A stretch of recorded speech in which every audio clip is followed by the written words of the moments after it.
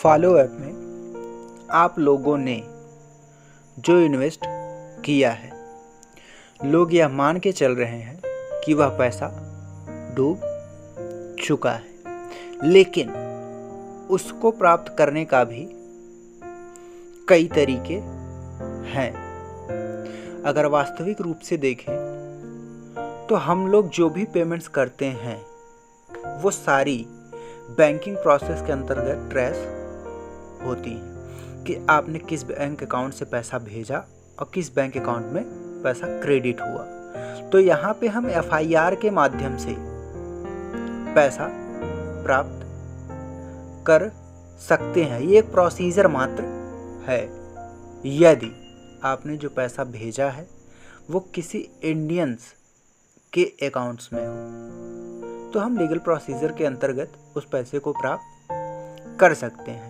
यदि वही पैसा किसी NRI या फॉरेन मतलब जो विदेशी लोग हैं उनके अकाउंट में क्रेडिट हुआ है तो ऐसा कोई भी प्रोसीजर काम करने वाला नहीं है। देखिए, सबसे बड़ी बात ये FIR के अंतर्गत आएगा भी नहीं, क्योंकि आपने पेमेंट किया है, न कि किसी फ्रॉड के माध्यम से पेमेंट क्रेडिट हुआ है। ठीक है फ्रेंड्स, लेकिन अभी और भी प्रोसीजर एक दो हैं जिसके माध्यम से पैसा प्राप्त किया जा सकता है। दरअसल ये ऐप के माध्यम से जो पैसे लोग दूसरों से लेते हैं, जैसा कि फॉलो ऐप ने किया है, लोगों से पैसा अपने आप में इन्वेस्ट करवाया है, अगर ये इसमें किसी इंडियंस का हाथ होता है तो कंपनी यानी कि RBI उस पर कुछ काम कर सकता है। मतलब आपके पैसे को निकालने के लिए वो कुछ प्रोसीजर को ले सकता है, लेकिन ये केवल एक यूनियन के माध्यम से अगर होगा तो हो पाएगा। अदरवाइज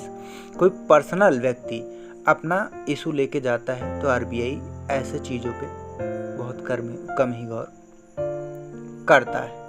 ठीक है, अगर पेमेंट क्रेडिट हुआ है वो इंडियंस के अकाउंट्स में है तो चांसेस बनते हैं। ठीक है फ्रेंड्स, देखते हैं कि जैसे जितने भी ऐप्स के माध्यम से फ्रॉड्स होते हैं, पेमेंट्स के एक्सक्यूज़ होते हैं, पेमेंट्स कहीं भी जाते हैं या ऐप के माध्यम से आपसे इन्वेस्ट करवाते हैं, तो वो सारी चीज़ें आती है फ्रॉड के अंतर्गत। अगर फ्रॉड में ट्रैकिंग सिस्टम से अगर फॉलो ऐप का रियल ऑनर मिल जाता है और यदि वह, ये इम्पोर्टेंट बात है, यदि वह कोई इंडियन होता है तो आप मान के चलिए कि आपका पैसा मिल सकता है।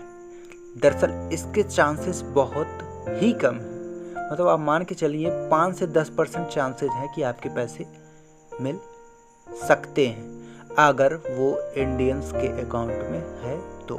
लेकिन आपको बताएं, अभी भी जितने भी ऐप आए हुए हैं जो ऐप्स के माध्यम से आपके पैसे को इन्वेस्ट करवाते हैं, आपको कुछ प्रॉफिट दिखाते हैं जिसके माध्यम से आप पेमेंट्स करते हैं और ऐसे जैसे टास्क का माध्यम था आपको कमाने के लिए वो दिखाते हैं, लेकिन ऐसे ऐप केवल और केवल आपके लालच को बढ़ाते हैं, आपको कभी प्रॉफिट नहीं देते हैं।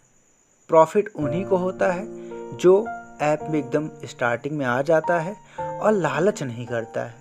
जैसे उसने 6,000 रुपये इन्वेस्ट किया तो वो 6,000 पे ही अपना शुरू से लेकर अंत तक मेंटेन रहे तब, लेकिन ऐसा होता नहीं है क्योंकि इनका बैकग्राउंड ये ऐसा सेटअप ही है कि आप अपने इन्वेस्टमेंट को हमेशा बढ़ाना चाहेंगे। आपने 6,000 लगाया, 6,000 निकला, आप उसको 15 करेंगे, 25 करेंगे, 45 करेंगे। ये प्रोसीजर होता है इन ऐप का, क्योंकि एक पूरा का पूरा माइंड वॉश सिस्टम होता है। ये ऐसा सेटअप बना ही होता है कि आपको विश्वास दिलाएंगे, फिर उसके बाद चले जाएंगे। फिर टॉपिक पे आते हैं कि दरअसल ये ऐप्स विदेशी ही होते हैं। जितने भी ऐप आए और ऐप में आपका पैसा इन्वेस्ट हुआ, जितने भी ऐप भगे हैं, सब के सब आपके विदेशी ऐप थे।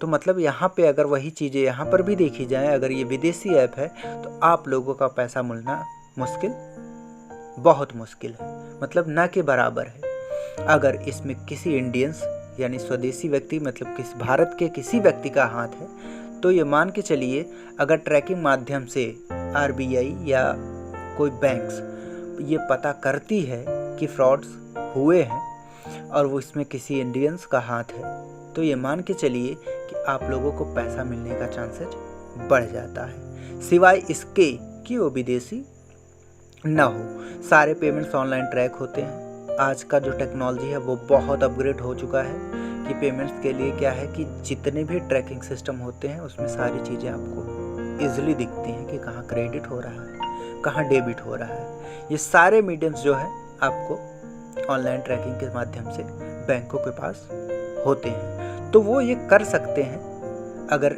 इसमें, फिर मैं बार बार ये कह रहा हूँ कि अगर इसमें किसी इंडियंस का हाथ है तो, अदरवाइज पैसा नहीं मिल सकता। Thank you.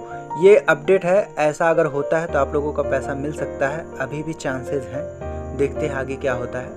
तब तक के लिए धन्यवाद।